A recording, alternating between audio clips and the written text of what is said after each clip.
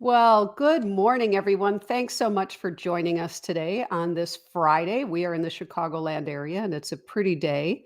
Our guest today is from Ottawa, so maybe we'll get a quick check in about temperatures there. But thanks for joining us. And I'm so pleased to have our guest today. Let me tell you a little bit about Sara Weiss, also Sass Boss. Sarah Sass Boss is the champion of reinvention and not only owning your story, but rewriting it to change direction onto your true path. She's founded two, not one, but two six-figure companies and has a family and career of her dreams. And she's a darn good pickleball player too, evidently. So I'd love to hear about that too. Hack your ego to harness your power. Don't hide based on what people will think about you, says Sarah, who is an inspirational speaker, coach, and author of two books, Not Born This Way, and Success Principles Acquire 10 times more customers, clients, and reps. Sarah says that she has been ridiculed for being different and endured hatred as the label transgender has been forced upon her. It was a lonely existence as she was buried deep in victim mentality. She says, I've overcome my challenging experiences to create an enriched life that I've always dreamed of. Now she's a leader, a coach, wife, and mother, and an inspiration for people to live their greatest lives as their authentic selves. Thank you so much for joining us. Good morning, Sarah.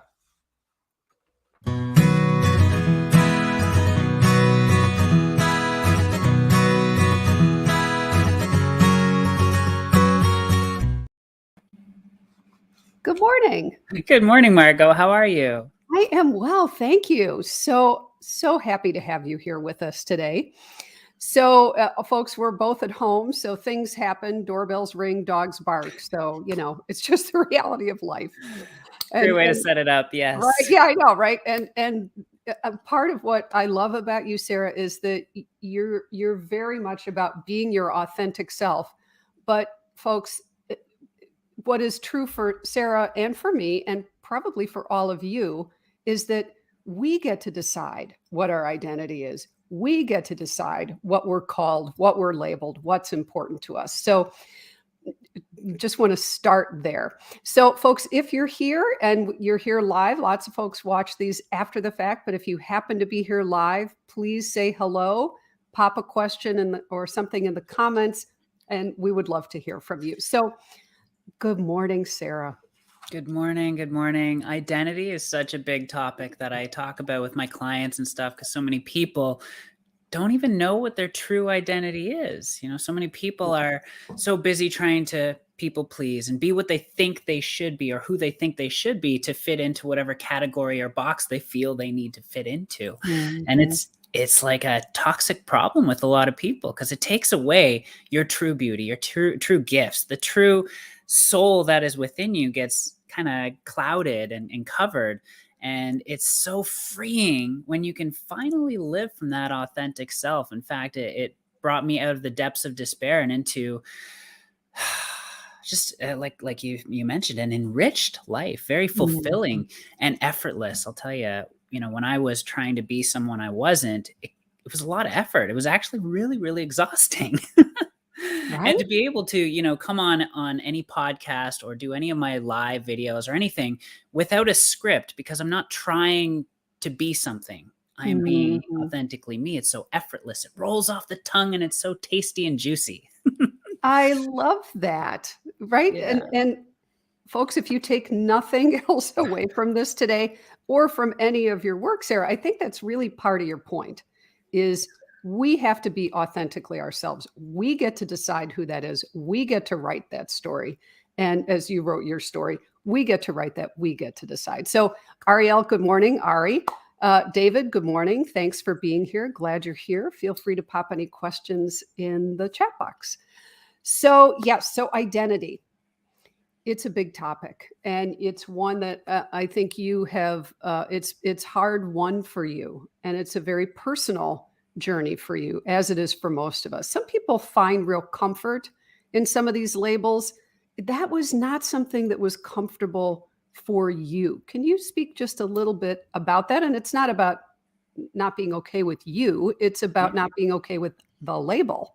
Yeah. Well, right off the bat, people we all have cards dealt. That could be challenging, especially in our childhood when we're, not aware of what life really means and things are happening. We don't even really know what they mean.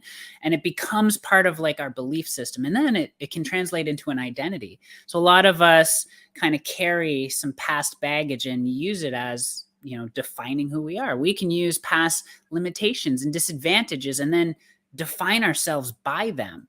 So for me, I went through a major transition, a gender transition. And, the label that everyone kind of associates with that is transgender. Now, I don't look at myself with this label of any type, gender roles in general, let alone the label transgender. I'm just me.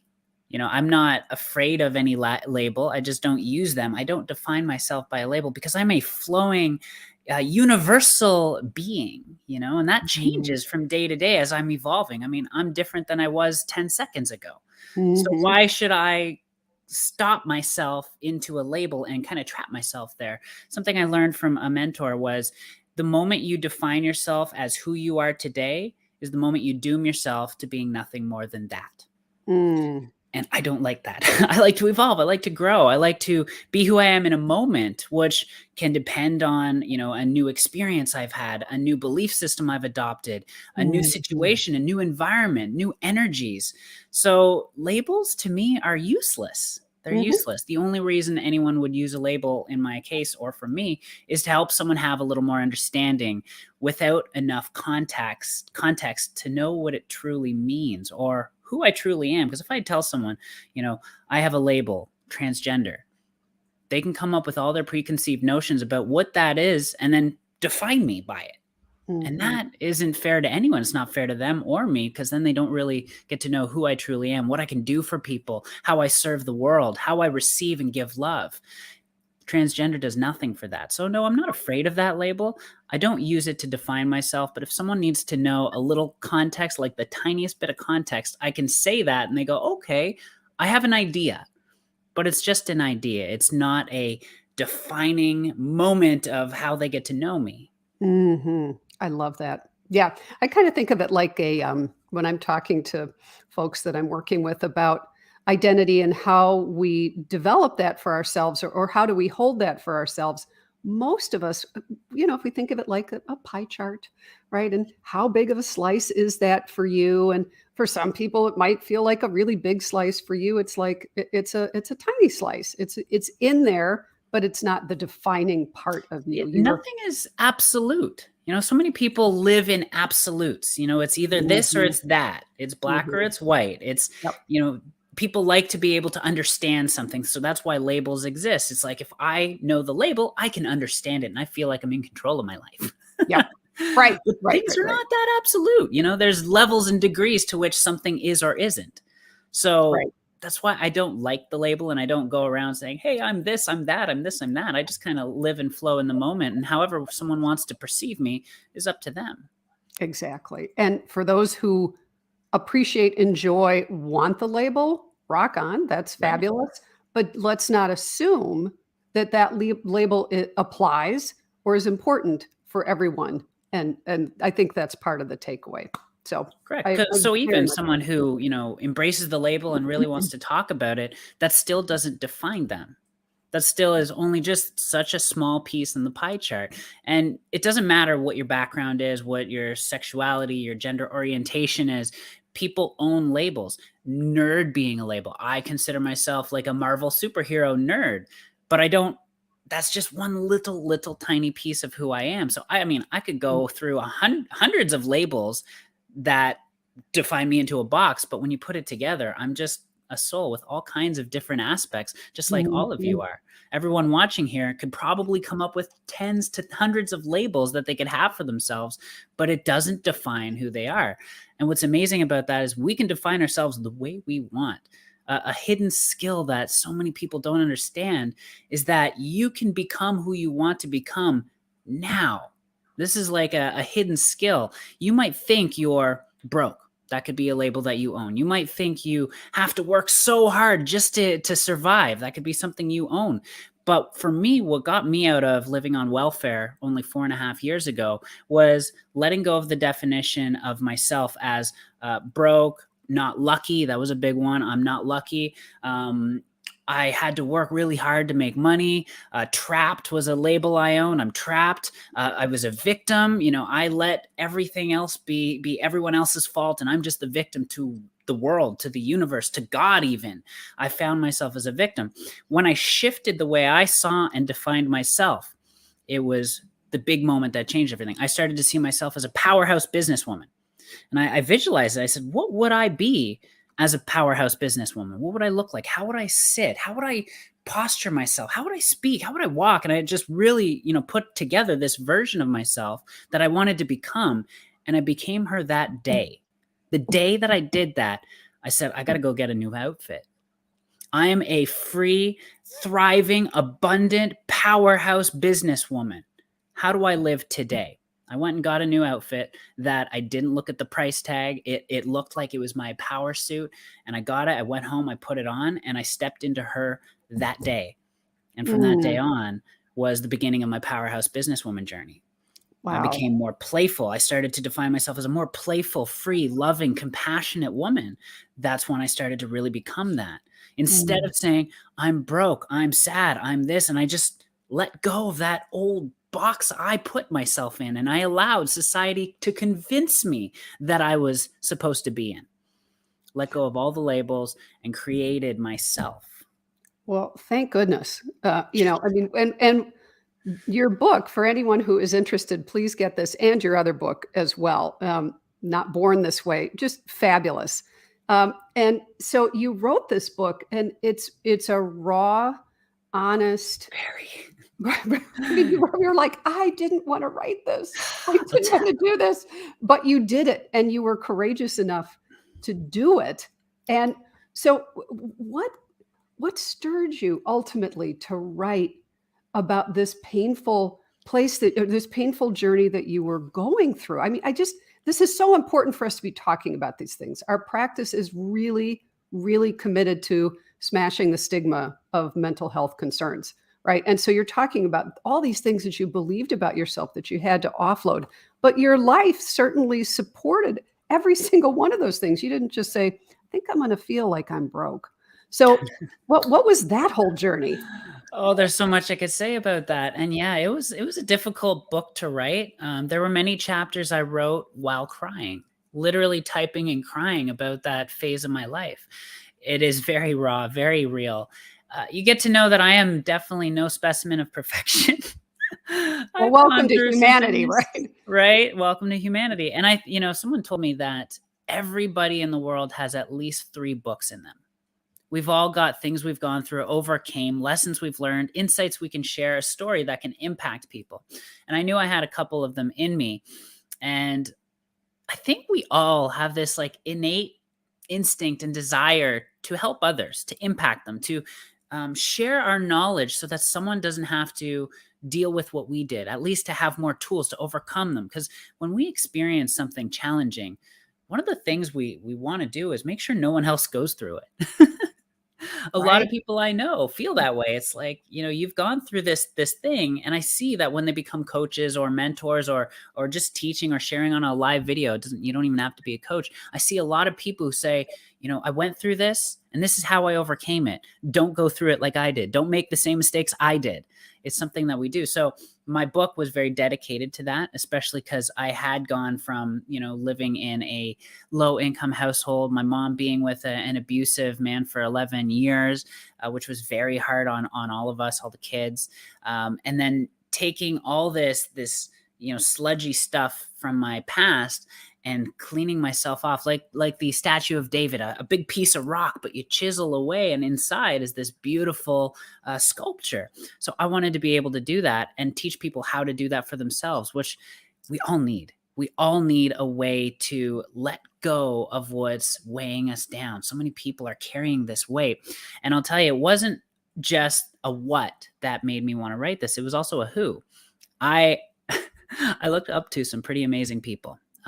People like Tony Robbins, Les Brown, Wayne Dyer, Jim Rohn, some of them here, some of them not. Well, Les Brown, I had a really incredible opportunity. I saw at an event and I ran up to him when I had a chance and I spoke to him and he felt my energy and he said, "You got charisma. You should email me." And I emailed him, and we ended up over the next few months creating a relationship. And I went to another event where he was at, and I called him because he actually called me after an event. And I said, "Where are you?" He said, "I'm in my hotel room. Come on up." So I went, and I got to like sit in his hotel room and just chat. And I told him a bit about my story, and he's like, "You need to write a book." I'm like, "I'm not an Mm, author. I'm not a writer, owning my labels." And right. he's Which like, is what I'm "You can, not. right." He said, "Well, you can be if you like. And there's always options. Get a ghostwriter, do what you got to do, but you got to write your book." That night, I went home and I'm like, I got to write my book. I mean, Les Brown just told me I need to write my You book. gotta I got to write write your my book. book. So I started writing it. And yeah, it was a difficult process. I talked to a lot of people who want to write a book and they say, well, I don't want to hurt people's feelings. I don't want to put that out there. I don't want to be that vulnerable. And for me, that was scary too. And I've been on a process of being vulnerable enough to share my story because, I've done things I'm ashamed of. I have hurt people. I've hurt myself. I've done things like, I got to a point where I was on welfare, living in a townhome with bed bugs in a place that was like just above ghetto. This is when I was at my lowest of lows. And I ended up selling my body to pay for rent one time. And that was the moment that my life really changed. I said, this will never Mm. happen again. I will never be a victim of my life ever again. And that's in my book. I talk about this stuff. When you say raw and authentic, you hear it all. You Yeah, I'm really not do. kidding. It is raw and authentic and Yeah. powerful.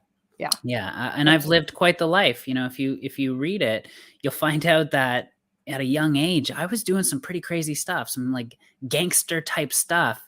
Mhm. And now people, when people read my book, their jaws drop. Because they know me as this sweet, caring, loving coach, guide, mentor, always putting myself out there to help people. And they read my past. My past is not that. It's not that. And a lot of people get stuck in their past. I refused to. I didn't want to be who I always was from point A to point B. I wanted to go from point B to point Z and change and define, decide, make my decision of who I want to be. Not let like autopilot take over. Like, oh, this is my past, so I'm just going to go with it. I didn't do that. I didn't want to. Yeah, and anybody who comes to therapy, I mean, people will come and say, "I want you to fix my spouse or my kids," or right. But people who come knowing that they need to fix themselves, right? This is what they're hoping for: a transformation, something powerful to happen, so that they can stop doing what they were doing in their life and do something else. How did you find that in yourself? Because again, if you read the story, boy, you easily could still be back there. Oh yeah. Oh yeah. How do you And I find grew up that with in that. yourself or not? Yeah, I grew up with that surrounding me. So, I mean, you got to get to a point of being fed up with being fed up. I mean, the moment that that man walked out of my house after paying me to use my body, you don't get much lower. And I'm not saying that anyone who owns that as what they want to do, it's not a Right, bad thing. I didn't right, want to do it. I right. did it out of desperation to pay for rent. So for me, that was not something that empowered me. For others, Mhm. it can be an empowering experience. It wasn't for me. So by all means, I'm not bashing Yeah, anything or yeah. anyone. No, it wasn't right for you. That was my fed up with being fed up. And something I actually talk about is our greatest shift comes at the brink of destruction. Think about this. If you are on your brink of destruction right now, you feel like your world is crumbling and everything is against you and you just don't know what to do and you're lost and hurting and everything's crashing downwards. This is when you can have the greatest shift of your life. That's what happened to me. And it's happened multiple times. During the brink of destruction is when I Mhm. had the greatest desire to change. Before that, it's like, we wish something else would change. We wish the world would change. We wish our incomes would change, or our boss, or our partner, or our kids, or we wish all that would change. But when we realize that we've put ourselves in a position, we create our world. We design our reality. We do with what's up here, what's right here. We design our reality. When you totally realize that, because everything comes crashing down, you finally say, "Okay, I gotta do something about this. Mhm. If I don't, I will not be happy. I will not thrive. I will not maybe even live over the next year or two. You might even consider it now, wanting to end it Mhm. all. Mhm. Good. Let a part of you die and reinvigorate, reignite, reinvent who you are based on who you want to become. Let part of yourself die. If part of you wants to die, let it die. And create the world you want by creating who you want to become. I so appreciate that, Sarah. Because as you know, they're going to go one of two ways. And I know this is awfully reductionistic, but they're going to avoid and sink deeper into despair, or they're going to say, enough. And you said, enough. And then you made decisions and you climbed your way out. And the point is, it can be done. I mean, there's always extraneous circumstances, but you're living proof that it can be done. So now you have the life of your dreams. You've written another book. You have this amazing career. You started talking about that. Some of the people who have influenced you, and now some of the people that you're able to influence. Tell us a bit about that, your empoweredlife.com. Tell us about the next phase of your life, where you are now. Well, when I finally made a decision to become who I wanted to be, it started with needing guidance. That moment that the man left my house, I finally was vulnerable enough to say, I need help. And I'll tell you, if you are in a position where you don't know what to do and you don't know where to go, you don't know who to turn to, you might be vulnerable enough to ask for help. Now, I didn't have a network full of people who I had looked up to, who could mentor me, who could guide me. So I decided I got to do whatever it takes. I started messaging friends of mine. Do you know anyone who is a coach, a guide, a mentor? And I messaged a bunch of people. I need someone who could just help me get my life on track.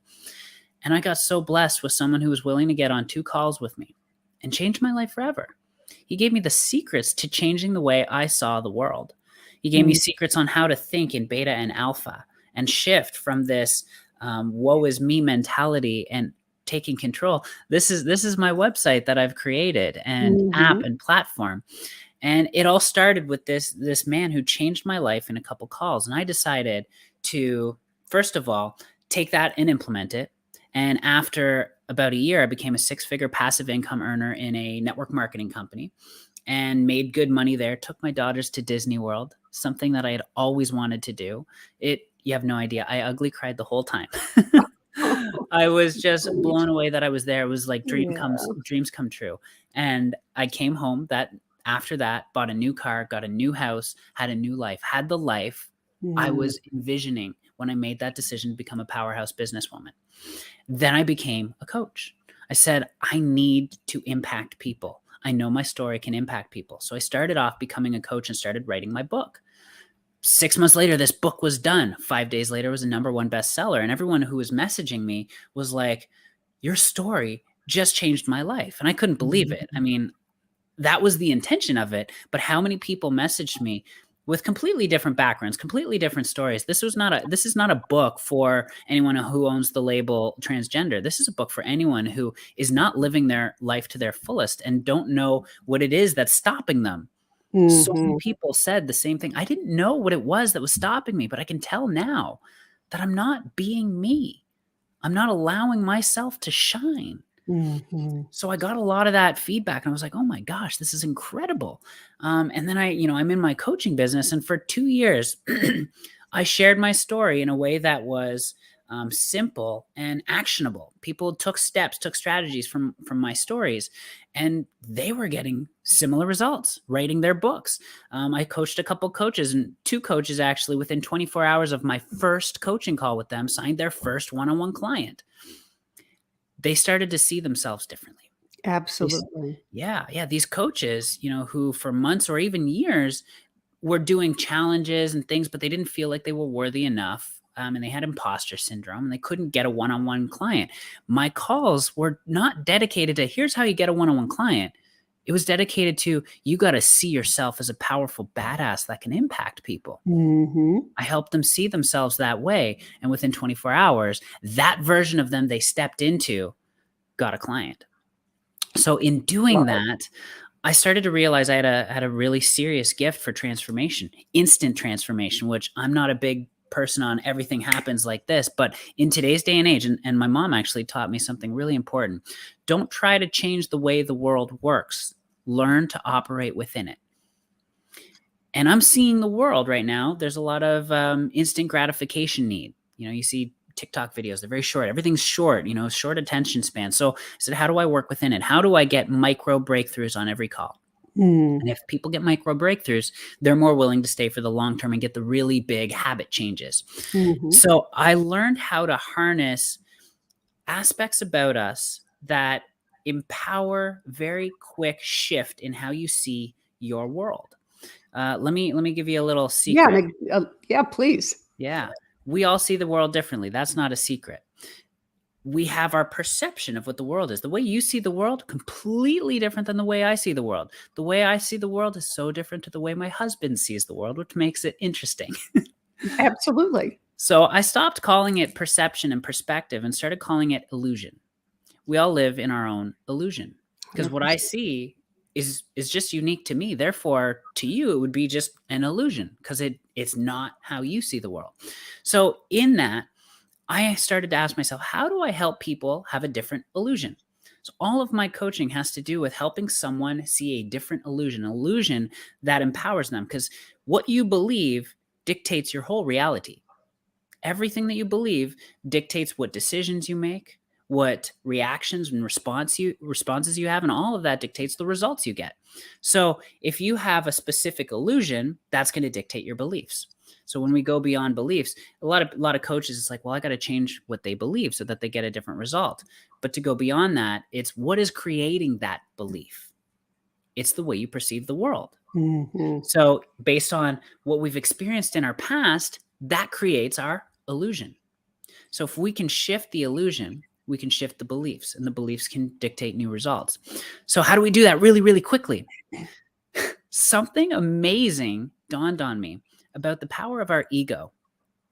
Our ego, people think of ego and they think of like conceitedness and cockiness. And you hear gurus talk about transcend your ego, leave the ego behind. Now, if I did that with who I truly was, I would still be stuck in my trapped life, acting like Mhm. someone I wasn't. Mhm. But it was the day that I realized this is in me. This is who I am. I can avoid it all I want. It's not going anywhere. And if I continue to avoid it, I'm not going to ever get a chance to be myself and be effortless. I realized the same thing about our ego. It is not something to hide from, avoid, to diminish, to resent, but there's a way that you can harness it.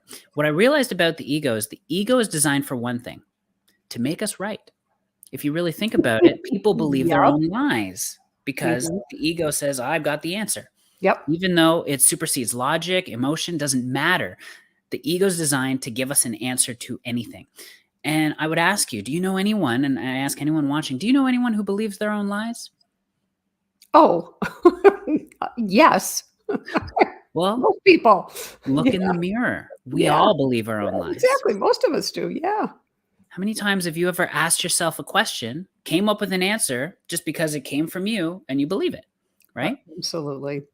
One thing that I believed in myself was the lies that I got when I asked myself, what's wrong with me? I can't tell you how many times a day I ask myself, I want to cry. Oh, I don't miss that phase of my life. Mm. I spent a lot of my time asking, what's wrong with me? What's wrong with me? What's wrong with me? And I had all the answers come up. I'm not good enough. I'm a curse. I am damaged goods. My past will be nothing more than my future. Mm. All these things came up out of me, out of nowhere. It's not like anyone told it to me. This is what I told myself because I asked myself, what's wrong with me? And I believed it all. I believed all my lies. That's the power of the ego. So how do we harness that to create an empowered illusion? An Using it illusion for that good. using it for good. So I explored that more. I started to explore it with my clients. And I asked questions instead of what's wrong with you, what's right with you. But I took it further. Now, in sales, there's this technique called assume the sale. It's psychological. When you say do a pitch, you ask assumptive questions. Like instead of, are you going to join my membership? You ask, would you like the 1 year or the 2 year membership? Mhm. Assuming they'll say yes. And I took that as well as other NLP techniques and made a very simple process called magic questions. I ask questions to myself and to others that assume our desired outcome. I'll give you two really quick examples.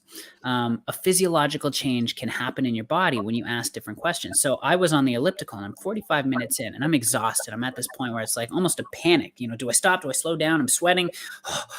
Can't breathe. And I said, okay, I'm gonna try these magic questions and see what happens. I asked myself, and in a moment that I was completely exhausted, ready to give up, I asked myself, why do I have so much strength and endurance right now? My ego, in ego fashion, came up with, because you're such a badass gift of God, you have electricity. Right? It's crazy, right? I can't make this up. You have electricity flowing through your whole body. You've been doing this for years. You're conditioned for it. You are an animal. These were the things that my ego was telling me when I asked that question. And I was like, oh, okay, it powered me up. And then I asked, okay, well, why are my muscles so actually twice as effective and efficient right now? I became a scientist because every breath you take is bringing in oxygen to your muscles. In fact, your whole body's absorbing all of the oxygen around you and making your muscles twice as effective and efficient. Those two questions changed my body, and I was able to speed up, not slow down. I felt so empowered. And I teach this to people who go to the gym, and they all say the same thing. They came out of the gym stronger. They were able to do more reps. They felt more endurance. So this can change the way your body is acting in a moment. Anyone here ever get triggered, by a spouse or a loved one? They say something that really bothers you, and you're like, ugh. Yeah. Well, one time, actually, it happens enough within my marriage, and I have to use this, but there was one time, the first time I really used it on my own trigger was we were watching a movie. And when we watch movies, we put our phones down. We just stay connected. And my phone was flipped the way where I could see a text come in. I'm like, oh, it'll take 10 seconds. And I responded and became a back and forth about a business that I run. And my husband was like, should I just go upstairs and let you work? And I got triggered by that. I was like, oh, how dare you? I threw the phone down. I'm like, and I got cold. I'm trying to earn a living here. Right? He puts his hand on my lap and I'm like, I'm like, okay, no, this is not how I want to be right now. Yeah. So I asked myself, and this is the most base form of magic question, is why am I grateful for this? My ego says, because your husband's trying to connect with you and be present with you. Like, okay, then I can be grateful for that.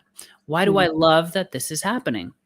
Because I love him. I married him for a reason. He just wants to be present and connected with me. Another very important form of magic question was, what would it look and feel like to be totally connected and feel the love from him right now? And I visualized being cuddled up, feeling the love, feeling connected. And it felt good. And I looked at him and I said, thanks for wanting to be present and connected with me, babe. And that was it. I love that, Sarah. That's phenomenal, right? So you're using something that we all have installed, but we don't know it. And so that is really what you're doing when you work with folks. So if people want to connect with you, Sarah, to learn more or to work with you, to be a part of your coaching business, they can get a hold of you at empoweredlife.com, Sarah at empoweredlife.com. Correct. Actually, one way you can see, I have a kind of a digital business card. If you pull out your phone right now, anyone who has a phone, I'm sure you all have a phone. Anyone here not have a phone? I think you need to have a phone. Hopefully you do. Get a phone if you don't. I'll get mine out. All right. All set. And you're going to text the word coach, COACH, to 855-434-9804. Text the word coach to that number. Again, 855-434-9804. And my Empowered Life card is going to come up. And just smash on that link and you'll see my contact information. You'll see some videos. You'll see the website you can go to get involved with Empowered Life, where I certify coaches of all types. There it is. That's it. And you can actually connect with many different mentors. Now, this was something that I wish I had when I was younger. The ability to go, I want someone to teach me about relationships, about my finances, about my energy, about emotional well-being. You can find a whole list of coaches, connect with them, and on this platform, get coached by them. That's fabulous. Well, Sara Weiss, thank you so much. I so appreciate you coming and telling your story and letting people know. I mean, half of the conversation had nothing to do with labels or your past. It's also about your current life and how you have turned things around, how you're living your life and living it to the fullest, really authentically, and then giving back to other people. It's fabulous. Thank you so much for joining us today. Anyone who's watching with us now, thank you for being with us. Please connect with Sass Boss Sara Weiss, or you can connect with me or any of us at the Juniper Center at thejunipercenter.com. We will be back the first Friday of every month to do this. I hope we can have you back another time. I have so many other questions for you, Sara. I would love to. I didn't even get into the pickleball. I know. We'll have to do pickleball next time. Wonderful. Thank you so much. Take care. Be well, everyone.